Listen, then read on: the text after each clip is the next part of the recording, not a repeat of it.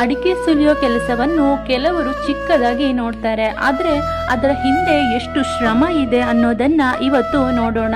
ನಾವು ಮಲೆನಾಡಿಗರು ಅಂದಮೇಲೆ ಅಡಿಕೆ ಅನ್ನೋದು ಬರೀ ಒಂದು ಬೆಳೆ ಅಲ್ಲ, ಅದು ನಮ್ಮ ಬದುಕಿನ ಒಂದು ಭಾಗ, ನಮ್ಮ ಊರಿನ ಗುರುತು, ನಮ್ಮ ಮಣ್ಣಿನ ವಾಸನೆ, ನಮ್ಮ ಶ್ರಮದ ಹೆಮ್ಮೆ.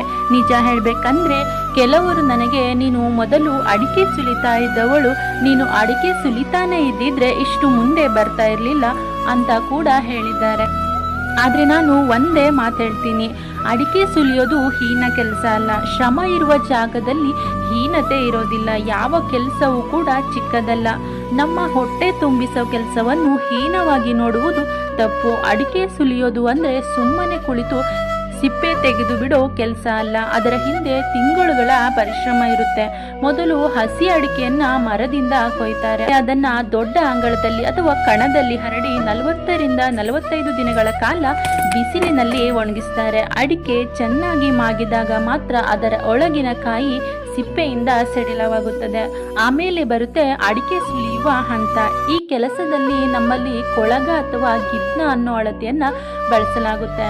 ಸಾಮಾನ್ಯವಾಗಿ ಒಣ ಅಡಿಕೆ ಸುಲಿಯೋದಕ್ಕೆ ಒಂದು ಕೊಳಗಕ್ಕೆ ಸುಮಾರು 40 ರೂಪಾಯಿ ಕೂಲಿ ತಗೊಳ್ತಾರೆ. ಹಸಿ ಅಡಿಕೆಗೆ ಸುಮಾರು 50 ರೂಪಾಯಿವರೆಗೂ ಕೂಲಿ ತಗೊಳ್ತಾರೆ. ಮಲೆನಾಡಿನ ಜನ ಎಷ್ಟು ಶ್ರಮಜೀವಿಗಳು ಅಂದ್ರೆ ಬೆಳಿಗ್ಗೆ 7 ಗಂಟೆಯಿಂದ ಸಂಜೆ 8 ಗಂಟೆವರೆಗೂ ಕೈ ನಿಲ್ಲದೆ ಕೆಲಸ ಮಾಡ್ತಾರೆ. ಒಬ್ಬ ವ್ಯಕ್ತಿ ದಿನಕ್ಕೆ 8ರಿಂದ 10 ಕೊಳಗ ಅಡಿಕೆ ಸುಲಿಯಬಲ್ಲ. ಆದರೆ ಇದು ಸುಲಭದ ಕೆಲಸ ಅಲ್ಲ. ಕೈ ನೋವು, ಬೆನ್ನು ನೋವು, ಕಣ್ಣು ಒತ್ತಡ ಇದ್ದರೂ ಕೂಡ ಜನ ದುಡಿತಾರೆ. ಯಾಕೆಂದ್ರೆ ಈ ಶ್ರಮದ ಹಿಂದೆ ಒಂದು ಮನೆಯ ಬದುಕು ನಿಂತಿರುತ್ತೆ. ಅಡಿಕೆ ಸುಲಿದ ಮೇಲೆ ಉಳಿಯುವ ಸಿಪ್ಪೆಯು ಕೂಡ ವೇಸ್ಟ್ ಆಗೋದಿಲ್ಲ. ಇದನ್ನ ಇಂಧನವಾಗಿ, ಸೊಳ್ಳೆ ಓಡಿಸಲು ಮತ್ತೆ ಗೊಬ್ಬರವಾಗಿ ಕೂಡ ಬಳಸ್ತಾರೆ. ಅದಕ್ಕೆ ಒಂದು ಅಡಿಕೆಯಲ್ಲೂ ಏನು ವ್ಯರ್ಥ ಆಗೋದಿಲ್ಲ. ಅಡಿಕೆ ಸುಲಿದ ಮೇಲೆ ಇದನ್ನ ಗುಣಮಟ್ಟದ ಪ್ರಕಾರ ಆಯುತ್ತಾರೆ. ಒಳ್ಳೆಯದನ್ನು ಬೇರೆ, ಕಪ್ಪಾಗಿರೋದು ಅಥವಾ ಸರಿಯಾಗಿ ಇಲ್ಲದ ಅಡಿಕೆಯನ್ನು ಕೋಕ ಅಂತ ಕರೆಯುತ್ತಾರೆ. ಬಿಳಿ ಬಣ್ಣದ ಗಟ್ಟಿಯಾದ ಚೆನ್ನಾಗಿ ಒಣಗಿದ ಅಡಿಕೆ ಮಾರುಕಟ್ಟೆಯಲ್ಲಿ ಹೆಚ್ಚು ಬೇಡಿಕೆ ಇರುತ್ತದೆ. ಆಮೇಲೆ ಇದನ್ನ ಸ್ಥಳೀಯ ಮಂಡಿ ಅಥವಾ APMC ಮಾರುಕಟ್ಟೆಗೆ ಕೊಂಡೊಯ್ಯುತ್ತಾರೆ. ಇಲ್ಲಿ ಕ್ವಿಂಟಾಲ್ ಲೆಕ್ಕದಲ್ಲಿ ರೈತರಿಗೆ ಹಣ ಸಿಗುತ್ತದೆ.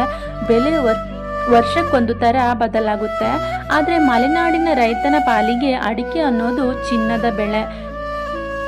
ಏಕೆಂದ್ರೆ ಇದು ಕೇವಲ ಹಣ ಕೊಡುವ ಬೆಳೆ ಅಲ್ಲ, ಇದು ಒಂದು ಕುಟುಂಬಕ್ಕೆ ಆಸರೆ ಕೊಡುವ ಬೆಳೆ.